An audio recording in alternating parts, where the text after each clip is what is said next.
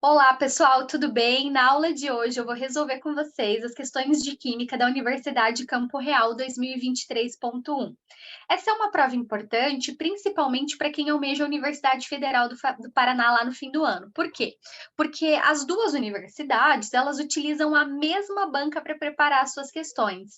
E é muito importante que desde já você treine questões que são ou da mesma banca ou semelhantes ao vestibular que você vai enfrentar. Quais foram as minhas primeiras impressões em relação a essa prova de Química da Campo Real? Em primeiro lugar, é uma prova mais direta, sem textos longos, semelhante à federal. Então, ou você sabe o conteúdo ou você não sabe. Eu acho que não tem muito como enrolar nessas provas de vestibular. É, o nível das questões. Eu achei 2 a 3 questões de nível mais difícil do que médio, e a maioria das questões eu achei de nível fácil. A federal, nos últimos anos, ela tem costumado trazer algumas questões de química na primeira fase que são mais fáceis nos últimos 5 anos. Então, a primeira fase na UFPR, nos últimos 5 anos, não tem sido algo tão desafiador assim. Então, por isso que é importante a gente ver se o padrão está sendo mantido para esse ano. E pelo que eu vi pela banca da Campo Real, apesar de serem instituições diferentes, acredito que é uma prova tranquila de ser resolvida. Claro, tem as suas dificuldades, e é por isso que eu vou pedir para você me acompanhar nessa aula. Não esquece de se inscrever no meu canal e também me deixa saber se você teve alguma dúvida, se você gostou da resolução de questões, para que eu possa trazer mais material para esse canal. Então, vamos lá? Então, nós começamos aqui com a primeira questão. A primeira questão, ela envolve o conteúdo que a gente utiliza muito quando aprendemos reações redox e principalmente o sistema de uma pilha. Então, a gente precisa lembrar que uma das dicas que eu dou para os meus alunos enquanto estão resolvendo as questões de vestibular é bater o olho na questão e tentar identificar a qual conteúdo pertence. Por exemplo, eu venho aqui para o comando e perceba, assinale a alternativa que apresenta o valor do ΔE em volts para o processo indicado na equação global. Então, eu já percebo que tem uma variação de potencial, volts, onde que eu aprendo isso? Eletroquímica. Então, vamos ler o enunciado para resolver essa questão. No metabolismo de carboidratos, a glicose é convertida em piruvato, que, por sua vez, em condições anaeróbias, é transformado em lactato pelo dinucleotídeo de adenina e nicotinamida, como indicado na equação a seguir. Então, ele deu para a gente aqui uma equação. Considerando as semi-reações do processo redox, então aqui a gente tem mais uma indicação de que é uma reação que envolve tanto oxidação quanto redução. E os dois processos estão indicados aqui, ó, processo 1 e processo 2. E é dito, né, onde E0 corresponde ao potencial padrão de redução. Então, ele está dizendo para a gente que esses valores correspondem ao potencial padrão de redução em meios biológicos, ou seja, 37 graus na concentração de 1 mol por litro. É importante que ele dê para a gente essa informação, mas não é obrigatório. Como que eu percebo que seriam reações de redução? Porque em todas elas, os elétrons estão no lado dos reagentes, ou seja, precisa de elétron para que essa reação aconteça. A gente vai lembrar que em toda reação de redução, os elétrons estão na parte dos reagentes, né? Então, são adicionados elétrons, e em uma reação de oxidação são liberados os elétrons. Então, é importante que você leve isso também para sua prova de vestibular, porque ele não é obrigado a te falar, mas geralmente eles falam, ou colocam em forma de tabela ou em forma de texto, como está dito aqui. Então, vamos dar uma olhada. São duas reações. Uma vai reduzir, a outra vai oxidar. Ah, prof, mas são dois processos de redução. Não, quando a gente tem duas reações, uma necessariamente vai reduzir e a outra oxidar. Agora, quem é que vai reduzir? É quem tiver o maior potencial de redução. E quem é que tem o maior potencial de redução? Cuidado, que aqui o valor é negativo. Então, o menos negativo é o maior. O menos negativo aqui é a primeira reação, é o valor de menos 0,185. Então, a gente fala que essa primeira reação ela vai reduzir, enquanto a de baixo obrigatoriamente vai oxidar. E aí existem diferentes maneiras de você achar o potencial global dessa reação. Uma dica que eu dou é: o potencial global, ele pode ser considerado como sendo o potencial maior menos o potencial menor. Com essa fórmula de potencial global, eu chego em menos 0,185 volts, menos, abro parênteses, menos 0,320 volts. O parênteses aqui é importante, porque às vezes na hora da pressa, pode ser que você erre sinal e acerte o valor.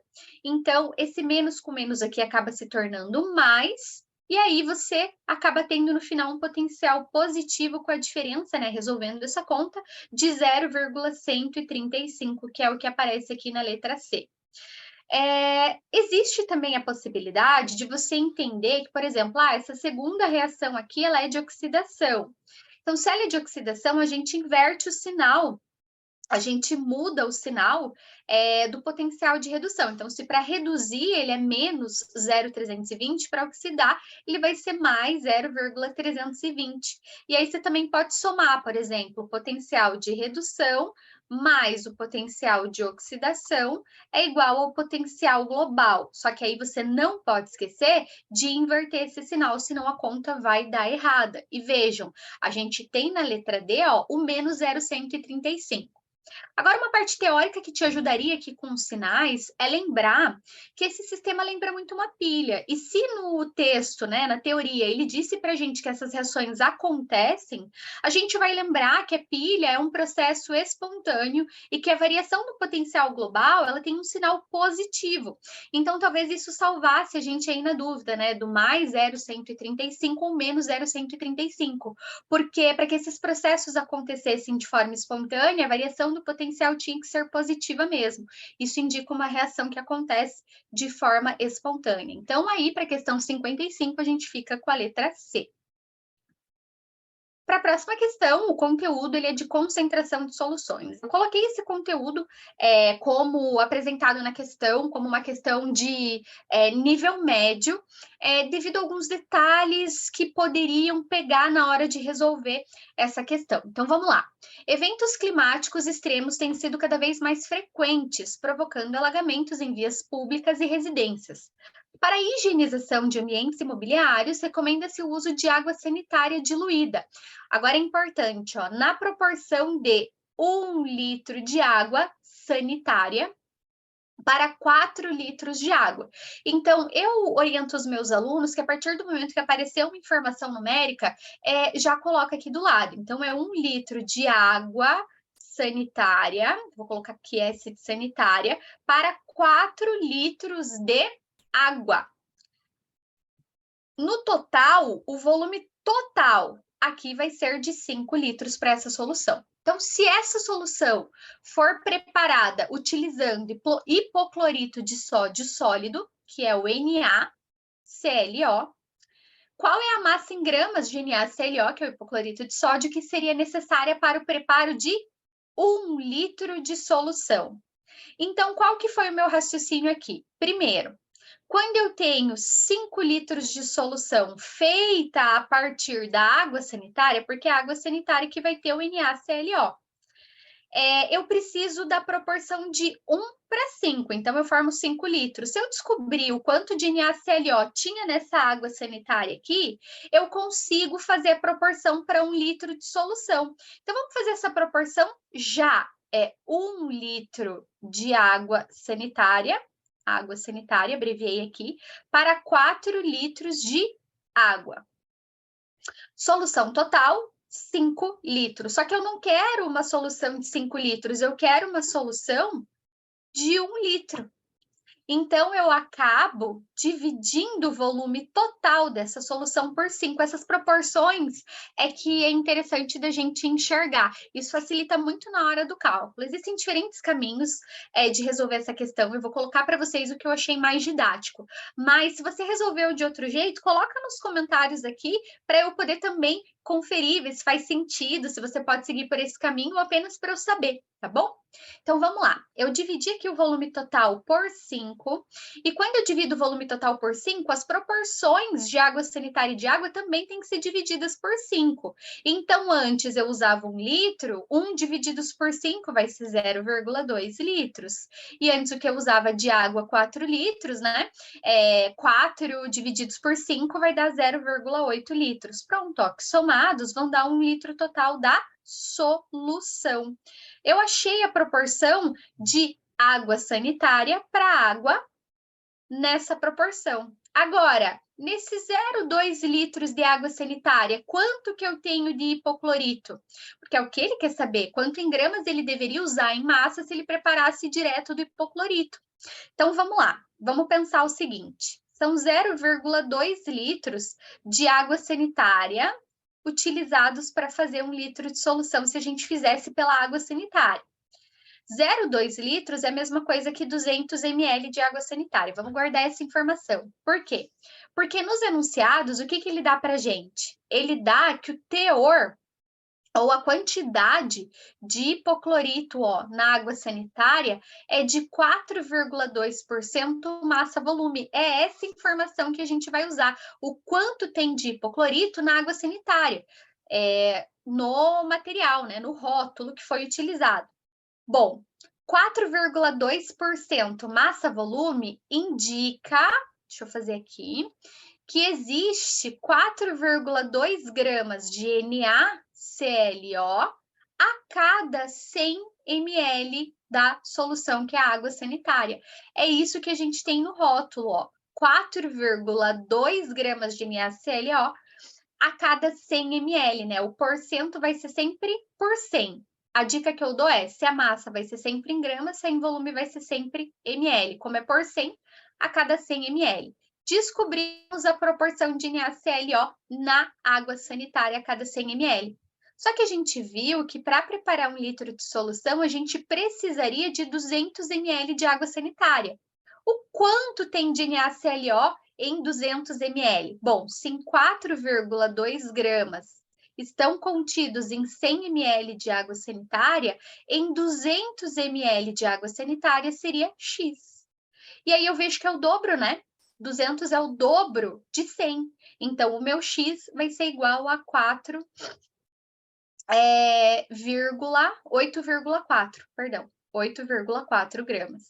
É só fazer a regra de 3, tá? Também isolando o X aqui, você chega em 8,4. Só que enxergar essas proporções, né, elas são importantes para a gente ir enxugando a quantidade de cálculos que é preciso fazer numa prova, tá? Então, essa questão eu achei ela um pouco delicada, porque você tinha que enxergar primeiro, né, a proporção que tinha em 5 litros de água sanitária para água, reduzir isso para 1 litro, então, dividir todo mundo por 5, achou a proporção de água sanitária nessa solução, e aqui na informação do percentual de NaClO nessa água sanitária e achar o valor de NaClO para 200 ml. Então, são vários passos até você encontrar. Ele deu aqui a informação da massa molar, do NaClO, do teor de cloro ativo, que são informações que a gente acabou nem precisando usar. Então, se você resolveu de uma outra maneira, também me deixa saber nos comentários. Essa foi a maneira mais rápida e que me evitou a maior quantidade de cálculos aí para resolver essa questão. De médio, talvez médio é difícil se você não enxergasse essa informação da porcentagem ou do percentual. Vamos para a próxima? Essa questão é de equilíbrio químico, então vamos ler. O ácido hipocloroso é um oxidante forte que pode substituir o hipoclorito de sódio como desinfetante alvejante. Vejo que eles gostaram do hipoclorito, né, gente? O ácido hipocloroso pode ser obtido de acordo com a seguinte equação. Até agora eu não sei qual é o conteúdo, eu preciso ler a próxima frase. Em relação ao equilíbrio químico, pronto, aqui eu já sei que ele está falando de equilíbrio químico. Em relação ao equilíbrio químico da reação de obtenção do ácido hipocloroso, assinale a alternativa que apresenta corretamente a aplicação do princípio de Le Chatelier. Tem uma coisa aqui que eu não gostei que eles fizeram. Eles não tomaram cuidado em colocar a seta de equilíbrio químico, tá? A seta de equilíbrio químico, ela sempre vai e vem, mostrando uma reação no sentido direto e também no sentido inverso, que é o que uma reação em equilíbrio representa. Mas tudo bem, né, gente? A gente não vai brigar com a banca nessa altura do campeonato. Mas eu achei que eles falharam aí. Só que fica difícil fazer na diagramação do Word isso? Não tão difícil, mas pode ser por isso que eles acabaram optando por deixar uma setinha só. Vamos ver o que eles pedem em relação ao princípio de Le Chatelier. Vamos lembrar que Le Chatelier, quando é estudado no conteúdo de equilíbrio químico, é abordado da seguinte maneira. Primeiro ponto. Toda perturbação que você causar ao sistema, ou seja, uma reação, ela vai responder de forma proporcional. Então, tudo aquilo que você fizer com a reação vai tentar restabelecer o equilíbrio, e nessa tentativa de restabelecer o equilíbrio químico, a reação ela pode sofrer deslocamentos de equilíbrio, né? Então, quais são os fatores que podem alterar o equilíbrio químico de uma reação? Anota lá. Concentração de reagentes ou produtos, a pressão quando o sistema possui pelo menos um gás e quando a quantidade de mol de gás no lado dos reagentes e do produto é diferente, e também a temperatura, só que daí ele precisa dizer para a gente se a reação ela é endotérmica ou se ela é exotérmica, para a gente saber qual é o sentido do equilíbrio químico que está sendo deslocado ao alterar esses três fatores aqui. Bom, na letra A, ele fala o seguinte: redução da pressão parcial de Cl2 desloca o equilíbrio para a direita. Quando você reduz a pressão parcial de um gás envolvido, é a mesma coisa que você retirar ele do sistema, ou seja, diminuir essa quantidade.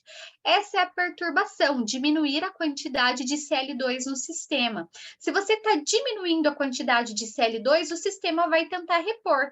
E repor Cl2 é no sentido esquerdo e não direito. Então, se a substância é retirada, a reação para restabelecer a condição de equilíbrio químico vai tentar repor. Então, não é para a direita, seria para a esquerda, por isso a letra A está errada. Letra B, precipitação de Cl-, como a GCl, desloca o equilíbrio químico para a esquerda. Então, vamos pensar que o Cl- fosse precipitado na forma de AgCl. Se ele é precipitado na forma de AgCl, ele vai sair da solução. É como se a gente estivesse retirando o Cl- do sistema. Ele não participa mais do equilíbrio, porque sólidos não participam do equilíbrio químico. Então, se você está retirando o Cl, a reação vai tentar restabelecer o Cl-. E restabelecer o Cl- seria para a direita e não para a esquerda. A adição de água desloca o equilíbrio para a esquerda. Se a gente adicionar água, aí a perturbação ao adicionar um componente seria consumi-lo, porque eu estou adicionando, então a reação para restabelecer o equilíbrio vai tentar consumir. E consumir a água é para o lado direito e não esquerdo, por isso a letra C está errada. A adição de ácido desloca o equilíbrio para a direita. A gente tinha que enxergar se tinha algum ácido ou no reagente ou no produto, ou uma base, porque ácidos reagem com base também. Nesse caso, a gente tinha ácido HClO e H3O+, porque H3O+, é a água que está com H+, proveniente do ácido mesmo, tá? De algum meio ácido. Então, se você coloca mais ácido, ó, a reação está aumentando a quantidade do lado direito. Então, se está aumentando a quantidade do lado direito, a reação vai tentar consumir e vai levar o equilíbrio para o lado esquerdo e não direito. Então, só sobrou para a gente a letra E. A adição de base desloca o equilíbrio para a direita. E agora é bem importante que tem uma informação aqui, ó, que ela está bem escondidinha e que muitos alunos não enxergam. Estou apagando até aqui para ficar mais claro para vocês enxergarem, ó. Se for adicionado uma base, base no sistema vai reagir com quem? Vai reagir com ácidos.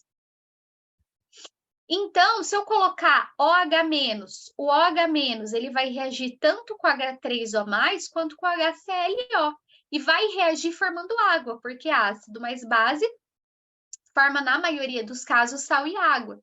E aí vai retirar essas espécies do sistema, tá retirando essas espécies do sistema para reagir com o OH- de uma base e formar água. Se tá retirando, o equilíbrio da reação vai ser restabelecido tentando repor essas espécies, que é para o lado direito. Então, por isso que a letra E está correta. Esse é um exercício muito bom para vocês treinarem fatores que podem alterar o equilíbrio químico. E a alternativa da letra E, ela raramente os alunos eles conseguem enxergar. Por exemplo, quando você coloca uma base, ela vai reagir com o ácido, tirando o ácido do sistema. E se fosse um ácido e tivesse uma base? O ácido também reage com a base, retirando ela do sistema, porque depois forma água, né? Então, é importante que vocês pensem nessas reações ácido-base também, quando o sistema tiver um ácido ou uma base. Então, por isso, a resposta certa é letra E. Na próxima questão, a gente trabalha com nomenclatura de compostos orgânicos de UPAC e também com fórmula molecular. Mas aqui tinha uma maneira de vocês burlarem o sistema e chegarem na resposta correta, porque as alternativas permitiam isso. Então, vamos lá. Alguns fármacos possuem sabor desagradável, que dificulta a utilização em formas farmacêuticas líquidas. Nesses casos, para disfarçar o sabor desagradável, são utilizados flavorizantes, que são substâncias de origem natural ou sintética, capazes de alterar o sabor e o aroma de outras substâncias. O aroma e o sabor de maçã são atribuídos ao 3-metilbutanoato de isopentila, cuja fórmula molecular é. Então, você tem dois caminhos. Ou você sabe desenhar essa estrutura, que é o 3-metilbutanoato de isopentila, ou você sabe minimamente a nomenclatura de compostos orgânicos para contar a quantidade de carbonos, pelo menos, ou não teria como resolver essa questão. Então, são esses dois caminhos aí que poderiam ser seguidos. Butanoato de isopentila, 3-metilbutanoato de isopentila. É um éster, né? Os ésteres, eles têm, né, duas partes do nome. O éster, ele vai ter como grupo funcional a carbonila ligado ao oxigênio, né? E de um lado tem grupamento R, ligado ao oxigênio tem grupamento R também. Para dar nome para éster, eu sempre sugiro um corte entre os dois oxigênios. E você sempre vai começar pelo lado que tem a carbonila e depois o lado que não tem a carbonila, né? E aí, ao lado que tem a carbonila, a gente coloca o final ato. Aí eu falo que esse corte, ele representa o D. E aí depois você conta a quantidade de carbonos que tem do outro lado da cadeia com o final ila. Então, é ato de ila, né? E aqui a gente tem o 3-metilbutanoato de isopentila. Esse but indica para gente 4 carbonos aqui, ó, no lado que tem a carbonila. Então, eu vou fazer 4 carbonos no lado que tem a carbonila aqui na grafinha em bastão, ó. 1, 2, 3, 4. Aí aqui eu já faço o oxigênio, que é o D, aí isopentila. Pente vem 5. Eu sei que tem que ter 5 carbonos aqui, agora eu não sei como que eles estão ligados a esse oxigênio. Quem lembra do radical isopentila vai conseguir fazer, né? Que é CH2 ligado a CH2, a gente vai ter um CH, a gente vai ter aqui um CH3 e ligado aqui também um CH3 com 5 carbonos, né? Então, eu vou conectar aqui, ó, vou fazer essa conexão, ó. CH2, vou misturar bastante com fórmula condensada ou parcialmente condensada, né? Só para ficar mais claro aqui para vocês, tá? CH, aí eu teria aqui um CH3 e teria aqui um CH3 também. Esse é o isopentila. No bastão, bonitinho, né? Ficaria assim, ó, pessoal. Deixa eu colocar o oxigênio aqui, né? 1, 2, 3. CH2, CH2, CH, CH3, CH3. Aqui, ó, tá aqui para vocês o butanoato de isopentila, só que ele é 3-metil, né? E aí, a cadeia principal é que contém a carbonila. Então, 3-metil aqui é 1, 2, aqui teria um 3-metil. Tá aqui a estrutura pedida em questão. Aí, você poderia contar a quantidade de carbonos, eu vou contar aqui em azul, ó. 1, 2, 3, 4, 5, 6, 7, 8, 9, 10. É C10. E aí, com isso, a gente já ficaria com a letra D, tá? Mas caso você não soubesse desenhar certinho 3-metilbutanoato de isopentila.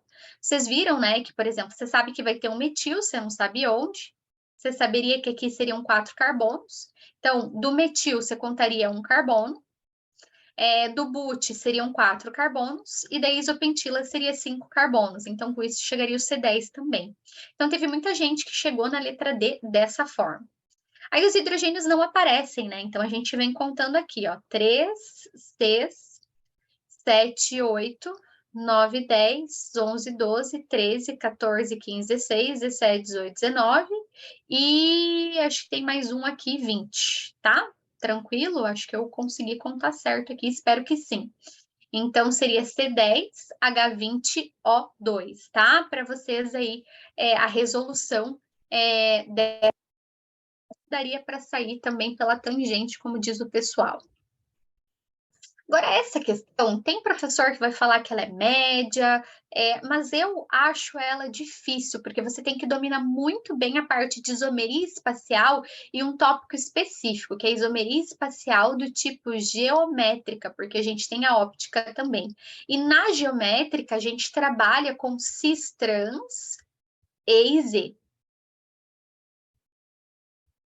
Então, teria que dominar muito isso, tá? Então, vamos ler a questão para a gente entender um pouquinho como que ela funciona. Deixa eu colocar aqui a caneta, muito bem, quero na cor vermelha.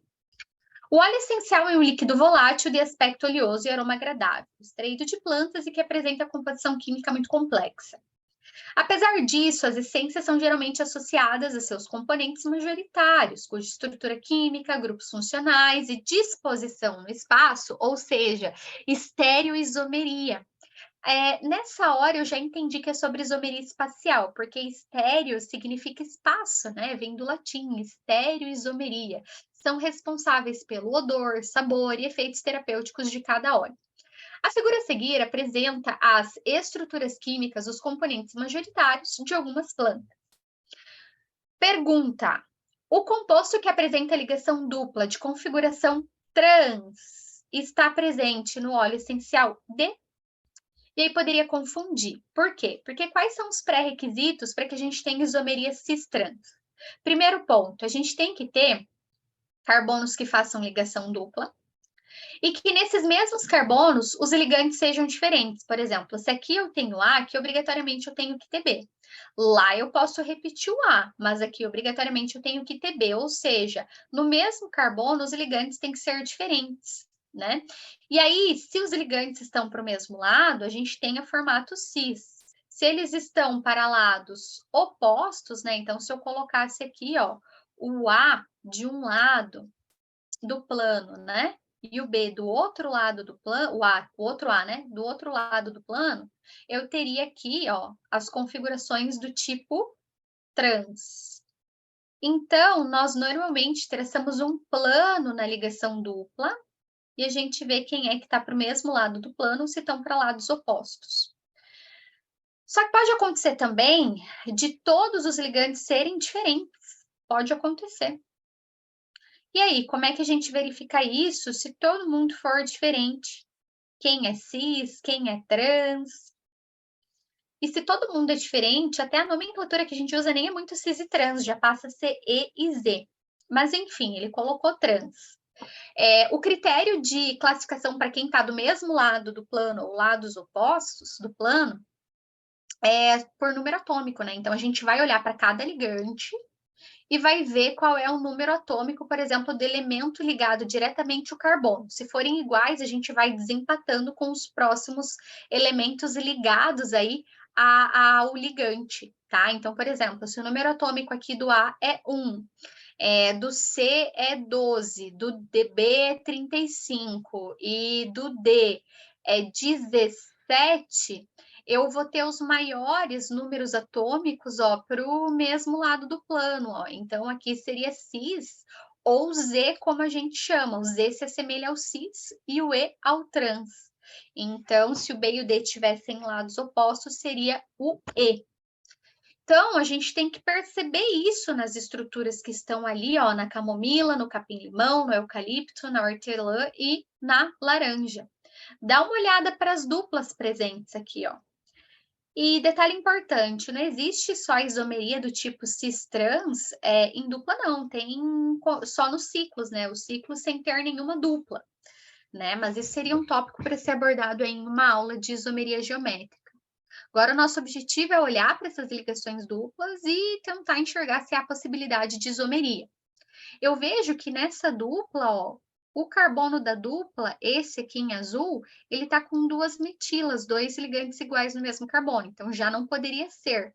A mesma coisa dessa dupla aqui, ó, para o capim-limão, eu tenho dois ligantes iguais no mesmo carbono, então também não poderia ter aqui, ó. Então eu já descarto essas duplas aqui, ó. Agora, no eucalipto, eu só tenho uma, na hortelã, ó, eu tenho hidrogênio aqui, ligantes iguais no mesmo carbono, não pode. Então, essa dupla também não considero, e essa daqui eu também não considero. Pronto, agora eu vou para as próximas duplas em amarelo, ali na camomila. Eu tenho hidrogênio desse lado, eu tenho uma metila desse lado, aqui eu já tenho CH2 e aqui eu tenho CH2. Então, como aqui é carbono, carbono e carbono, eu desempato com quem ele está ligado. E aqui está ligado com 3 hidrogênios, aqui só com 2. Então, ou seja, eles estão ligados com carbono. Então, aqui eu tenho os ligantes, ó, com maiores números atômicos. E eles estão, se eu colocar um plano aqui, né, para o mesmo lado do plano. Então, aqui seria cis, não pode ser. Vamos pular o capim-limão, porque é a resposta certa, né? Vamos ver por que, que as outras estão erradas, ó. Hidrogênio aqui, metila aqui. Quando eu traço plano, aqui eu tenho CH2 e aqui eu tenho um carbono ligado ao oxigênio. Então, aqui eu tô com os ligantes de maior número atômico, também estão para o mesmo lado, ó. É cis. Mesmo o caso da hortelã, ó, os ligantes de maior número atômico aqui, e aqui também na laranja, ó.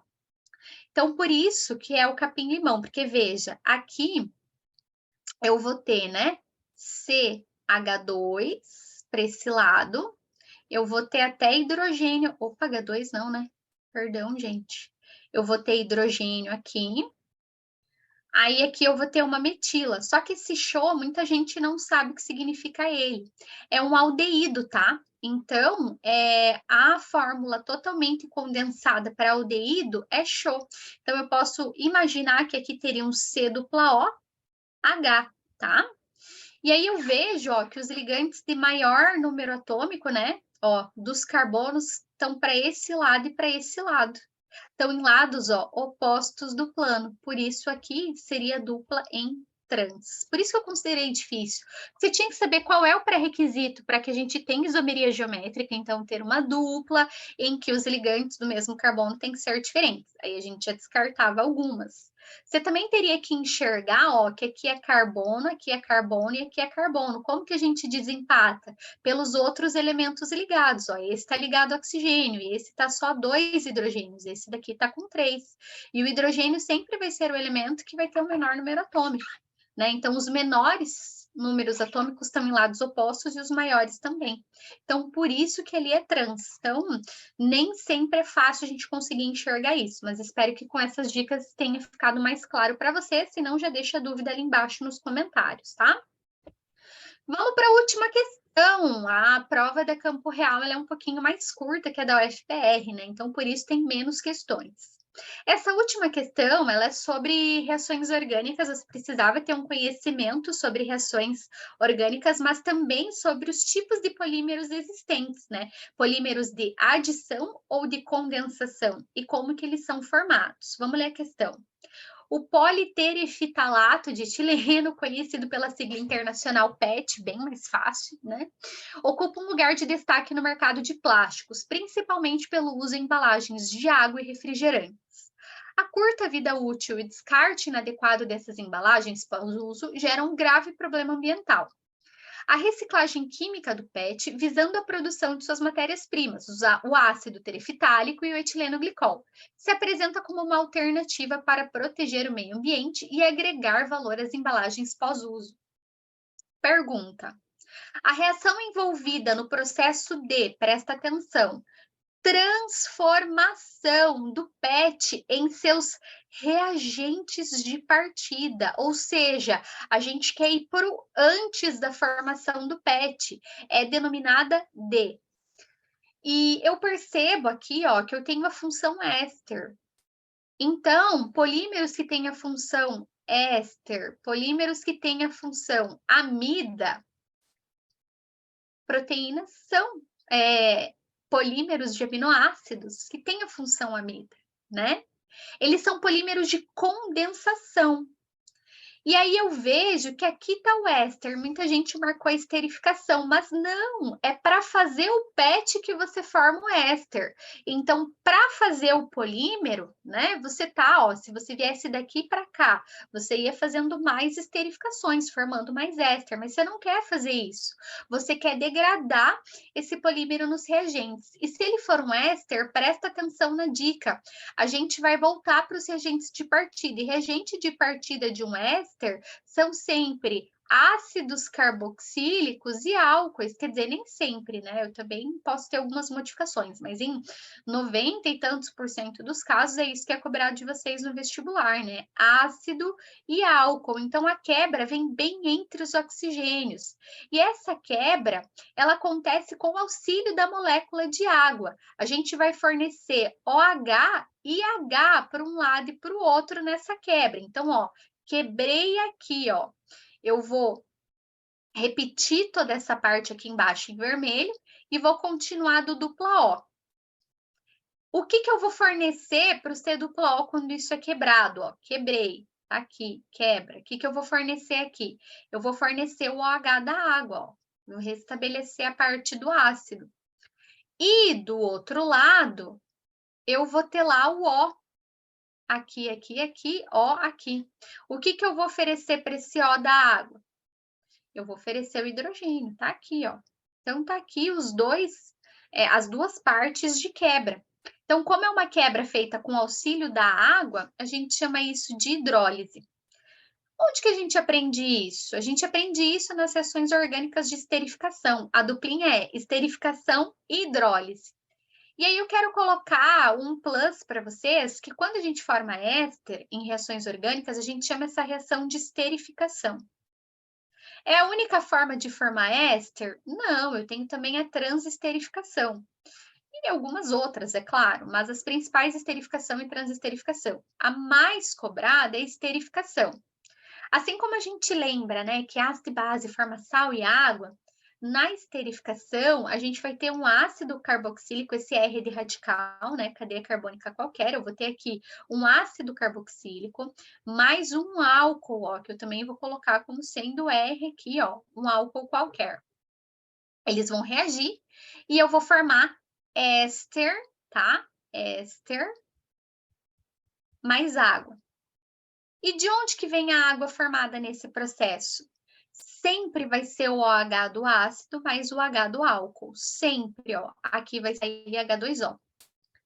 E aí, essa parte do álcool é que vai vir aqui para o éster, ó. Essa parte do álcool é que vai vir ali para a formação do éster. Vou colocar a formação do éster em vermelho ali, a parte que se junta, ó. Então, eu repito ali o que já era do ácido, saiu o OH. E agora eu vou juntar a parte do álcool em vermelho aqui, ó, OR. Estão vendo?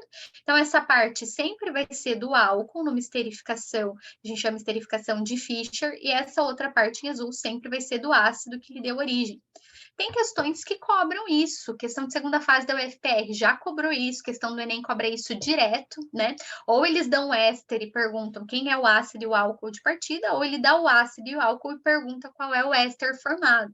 E a quebra sempre vai ser entre os oxigênios, tanto para dar nome para éster, quanto para saber quem são os reagentes de partida, tá? Então é importante que vocês lembrem, né, que para fazer o éster é a esterificação e para quebrar o éster e voltar para o início a hidrólise, porque daí a gente precisa que essa molécula de água seja reinserida para dar a formação, né, dos materiais de partida lá no início. Por isso, hidrólise, hidroágua, lise e quebra. Prof, se fosse uma amida, a quebra é no mesmo lugar. E aí, com auxílio de água, ó. Então, desenha lá a parte do C dupla O, a gente vai colocar OH, e a parte do nitrogênio, a gente vai colocar H. Então, é sempre entre um ácido e uma amina, porção amina. Ó, quando a gente tem um aminoácido com outro aminoácido, fazendo uma ligação peptídica, o que a gente tem? gente vai ter lá C dupla O de um aminoácido, tá? Vou colocar aqui, ó, C dupla O de um aminoácido, mais o NH2, ó, NH também de outro aminoácido, porque aminoácido tem tanto ácido quanto amina, né? E aqui continua. O que vai acontecer? Eu vou pegar o OH do ácido com o H da amina, vai sair água. E aí eu vou juntar o nitrogênio aqui, ó. Quando eu junto, ó, lá na polimerização, vai ficar C dupla O, N continua, ó. Eu formei uma amida. Então, tem questões vestibulares que também cobram isso, né? Processo de amidificação ou de polimerização entre aminoácidos, ligação peptídica, enfim, eu saio de um ácido carboxílico, de uma amina, e formo uma amida. Então, na proteína, a gente tem amida, nos aminoácidos, a gente tem ácido carboxílico e amina. Foi um plus aí para você que ficou até o final da aula, tá? Então, espero que vocês tenham gostado da aula. Não esqueçam de compartilhar essa resolução com quem fez a Campo Real e também deixem um comentário se vocês gostaram. Se você não está inscrito no meu canal, se inscreva, porque toda semana eu tenho postado material e também deixe o seu comentário. É importante para eu saber se você entendeu, se você ainda continua com alguma dúvida em alguma questão. Eu vou fazer questão de te ajudar e tentar aí resolver a situação. Tá? Desejo para vocês bons estudos, mantenham o foco e me sigam lá no Insta, @Prof. Mari Lopes. Até a próxima aula.